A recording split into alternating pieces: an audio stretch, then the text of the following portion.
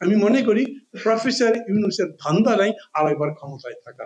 আপনি আরো 10টা সমালোচনা করেন, অসুবিধা নেই, ছিরা, কারণ সবাই তো জাতীয় ঐক্য বলছেন। আমি মাঝে মাঝে বলি নির্বাচন সামনে জাতীয় ঐক্য কিরকম করে।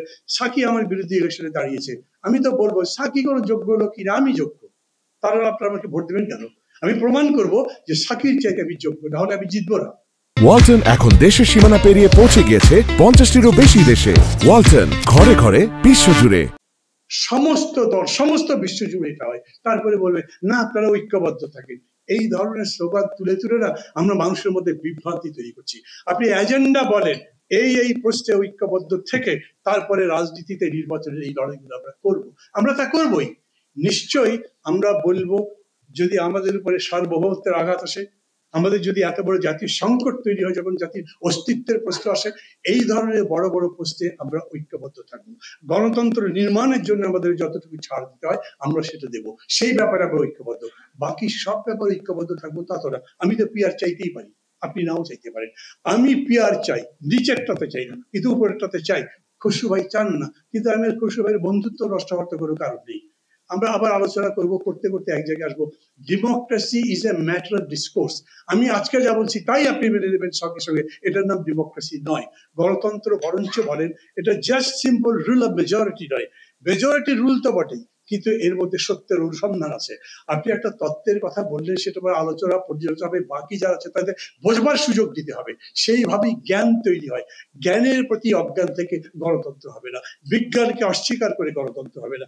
এই জন্যই যারা প্রগতির পথে বাধা দিতে চায়, যারা নারীর মাথায় টিপ দাও অন্যায় মনে করে, যারা মনে করে সন্ধ্যার সময় বেরিলেই নারীর সতীত্ব নষ্ট হয়, তাদেরকে প্রথম বোঝান, পরে যদি না বুঝতে চায় তবু তাদের কথা মেনে দেশ চালাতে পারবেন না আপনি।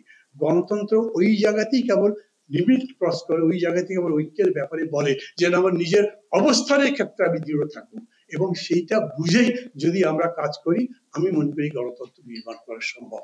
আজকেও যে ক্রাইসিস হয়েছে সেই ক্রাইসিসের যে প্রস্তাবনাগুলো ইতিমধ্যে আছে, আমি কিছু কিছু আপনাদেরকে বললাম। এরপরে সাকি আছেন, খসরু ভাই আছেন, দুইজন নিশ্চয়ই আরো সম্পর্কে বলতে পারবেন, আরো কংক্রিটলি বলতে পারবেন। আর আমি যত কথাই বলি, যত ভালোভাবেই বলি, তার চাইতে যত ভালোভাবে না আরো দুর্বল ভাবে বললেও খসরু ভাইয়ের কথাই তো বড় হবে না। কিন্তু বড় দল না